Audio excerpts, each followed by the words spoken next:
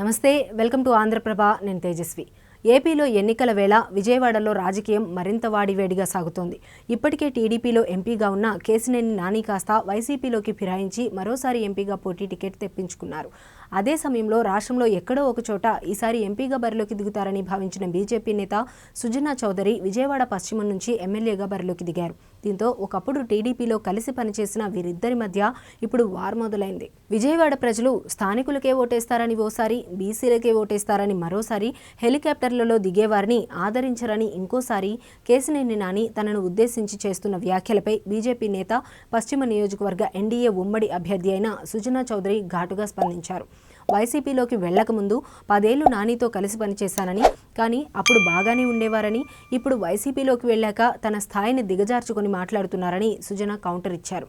అలాగే కేశినేని నాని స్థాయికి తాను దిగజారి మాట్లాడలేనని సుజనా చౌదరి తేల్చి చెప్పేశారు. ఆయన ఇప్పుడెందుకు ఇలా మాట్లాడుతున్నారో ఆయన్నే అడగాలన్నారు. కేశినేని ధనిక అభ్యర్థి వ్యాఖ్యలపైన సుజనా కౌంటర్ ఇచ్చారు. తాను ధనికుడిగానే పుట్టానని, తాను ధనికుడినని ఇప్పుడే నానికి తెలిసిందా అని ప్రశ్నించారు. ధనికులు అయితే ప్రజలకు సేవ చేయరా, ప్రజల్లో కలవరా అని అడిగారు. ఆయన మాట్లాడినట్లు తనను నీచంగా మాట్లాడడం రాదన్నారు. అలాగే స్థానికులకే జనం ఓటేస్తారంటూ కేశినేని చేసిన వ్యాఖ్యలపై స్పందిస్తూ తాను విజయవాడ వాసినే అన్నారు. తాను స్థానికేతరుడని చెప్పడం హాస్యాస్పదంగా ఉందన్నారు. విజయవాడలో ఉన్న వారంతా ఇక్కడి వారేనా అని ప్రశ్నించారు. కొంతమంది నేతలు చాలా దిగజారి మాట్లాడుతున్నారని, వారిపై సానుభూతి వ్యక్తం చేయడం తప్ప నేనేమీ చేయలేను అన్నారు. విజయవాడ పశ్చిమ నియోజకవర్గంలో ప్రతి రోడ్డు తనకు తెలుసని కేశినేనికి సుజనా గుర్తు చేశారు.